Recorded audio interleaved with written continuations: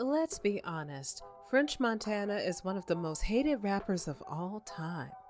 Although he is a famous artist and released a couple of hits in the past, hip hop fans seemingly don't like him at all. If you had to ask a hip hop head to categorize or define the sound of French Montana, they'll be left scratching their head trying to figure out where the appeal lies. So, what did Montana do to make them this mad? Let's find out.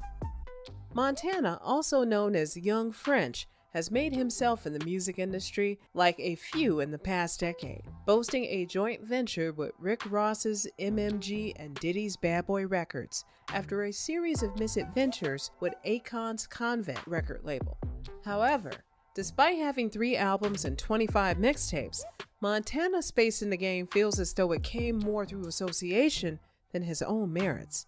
On Instagram, Montana posted a pic with Kendrick Lamar, Jay-Z, and Nas, captioning it, "Student of the game, trying to play forever." However, in Diddy's 3 King photo pic with Kendrick, Jay-Z, and Nas, we can see the French Montana was edited out from the picture, captioning it, "3 Kings, 3 great friends. Love you guys." This probably said everything. To add this off, Montana thinks that you and I have a huge memory loss. He thinks that he has such a huge catalog of hits and anthems that we must be suffering from amnesia because we can think of 1 or 2 in the head. A tweet that said, "For the next game, you need to name 5 French Montana songs without features," led to French Montana slandering all over social media. This led Montana to respond by listing 14 of his solo tracks. One of the tracks is named Water, which is easy to remember since we drink water every day. However, French Montana's tweet proved that the one who can number at least 5 in French Montana songs is French Montana himself. In 2020, the rapper French Montana had the audacity to claim that he had more hits than Kendrick Lamar. In an interview with Complex last week, Montana came out and said he could rival Lamar on a festival stage, and he has more hits than Kendrick. When he was asked if there is anyone he would like to face off against him, he answered by saying, "You could put somebody like Kendrick Lamar next to me on the same stage in a festival. I might outshine him. Not because I am a better rapper or whatever, it's because I got more hits." This pretty much stirred up hip-hop fans. In the tweet, Montana added, "If we just talking about the anthem, me versus Kendrick hit for hit, I believe I can go neck to neck.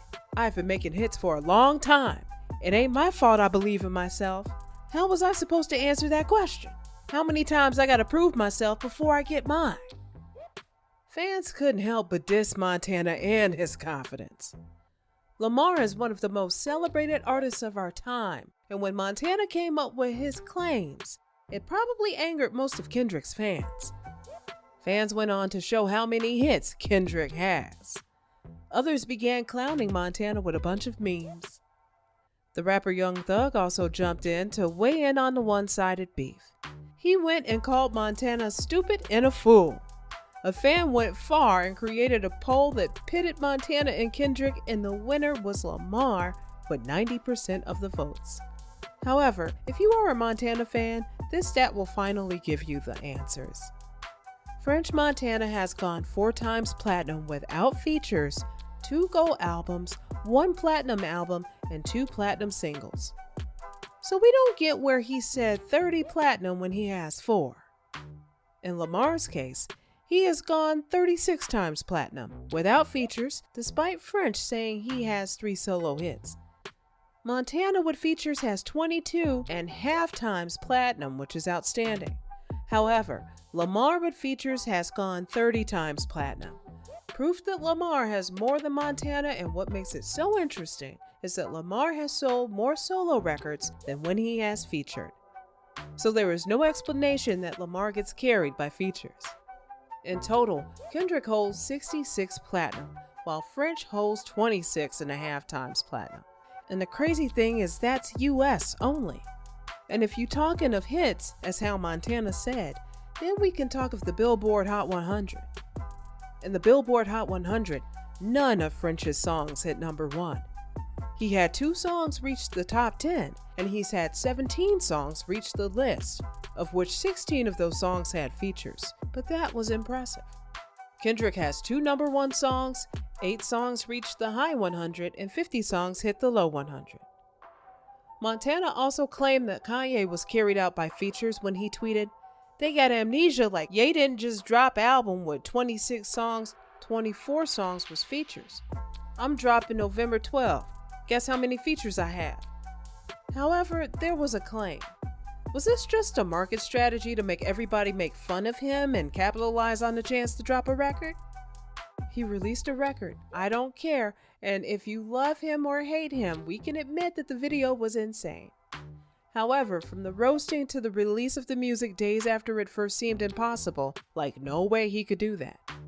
However, a couple of days later, he posted a behind-the-scenes video where he had 20 to 30 crew working on this one video. In the video, you can see the editor working on the video in real time. And if you think about it, it's just an entirely green screen video. So the bulk of the work was on the edit. So this means he could have completed the work in 72 hours or just surprisingly 24 hours. He posted the video the day after the tweet. On my rap the scenes were the same, so it means he had to do the writing, recording, and booking the big film studio. In his tweeter, he kept the tweets coming, telling them they had amnesia. And what do you know? He dropped an album called They Got Amnesia. This brought claims that maybe he should be considered an A&R than a rapper. We can't deny that Montana is one of the best A&R ears. If he went the executive production route instead of rapping, he would be on the levels of Khaled and Kanye West. However, what separates Khaled and Kanye from Montana is that when Khaled makes a new hit, he throws some DJ Khaled chants, while Kanye makes hits and throws in either the best verse or some tasteful addition to the song. Why do we say that? As both the two have meaningful chants or lyrics, Montana tends to throw pretty much forgetful verses. In Montana's career, he has always played the role of the man next to, well, the man. Now that he is moving in the company of icons such as Diddy, Drake, and Rick Ross, French playing the role of a sidekick would be more reasonable. However, instead of being a case of appearing small when surrounded by icons, Montana has spent all his career in the shadows of more prolific mentors. It seems like since French Montana made a leap from battle rapper to mixtapes grind, French has been both aided and overshadowed by his relationship with his original mentor, Max B. After being championed as an innovator by the late A$AP Yams, Max B has been given his flowers for the revolutionary sound that he has created, as he was serving 12 years in prison, while Montana has been largely left out of the equation. In the interview from jail, Max made it clear his priority still lies in expanding the sound of hip-hop. His words were, "Whatever I put into this is what I get back. If you cut corners with this shit, you ain't gonna get love. I go hard. I'm dedicated to this shit. I'm studying, I'm in my mind, I'm in my craft." As it says, the shortcut is always a wrong cut, and the idea of taking shortcuts to stack the deck in your favor is something that is undeniably applicable to French's outlook on the game. When it seems that Max was in jail, Montana was searching for new wings to rest. Soon he found one in Diddy, and the idea of French's success intertwined with his connection became set in stone. French's focus on making a family has resulted in a cynical approach to hit-making that feels as though it comes directly off the assembly line rather than being a passion project. This is what he told Billboard in 2011. "Everybody is one circle. Everybody's fans become each other's fans. Their fans are buying your records. That's how it works. You see DJ Khaled, Lil Wayne, Rick Ross, Nicki Minaj, Drake. Everybody's on everybody's music, and they're all together like a big crew, a movement. That's how I built mine with me. Waka, Ross, Coke Boys, etc. I'm trying to build it like a roster. That's how you win." Approaching hip-hop more like an investment than an art form, French's fixation on building connections paid off, as his career was hitting and his songs were booming in the Billboard 100. However, as time goes, it comes clear that he never charted single-handedly and has always roped in as many big names as he can. Montana would stick to the industry code of conduct wherever possible, crafting a situation where his failure and success over the 10 years have been brought out of his commitment to playing the game and following the trend. As a result of all this, Montana has stayed in the industry. However, it is not often that he is the first name thrown out. This was a fan theory that brought about his lack of commitment to become more of a safe bet. French's inability to move the needle in any permanent way even stains the legacy of his biggest hits. Among the noteworthy tracks of French's catalog due to fusion with hip-hop and dancehall, French and Swae Lee's Unforgettable was a worldwide smash that was inescapable across both car stereos and clubs. But when it came to what the producer wanted on the song, French was anything but a first choice. In fact, as producer One Mind revealed, he was an afterthought. Despite the fact it was never intended for them, credit goes to Montana and Swae Lee for seeing the potential where Drake did not. In an interview with Charlemagne the God, Montana said that was his biggest record ever. His words were, "Yeah, that's my biggest record ever. Bigger than Pop That and all of them put together." He further added, "The reason why I like the record, why nobody thought it was going to be that big, because they didn't have that ear.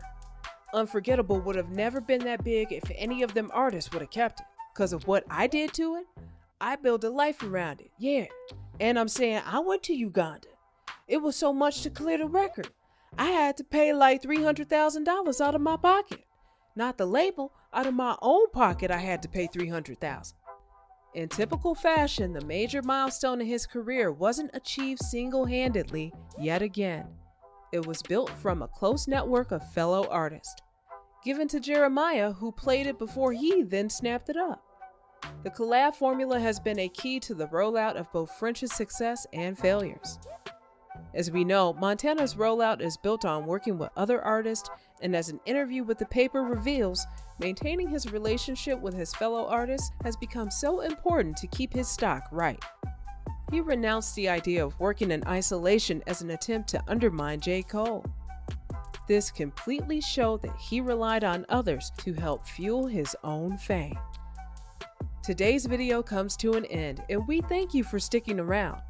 Remember to hit the like and don't forget the subscribe button on your way out.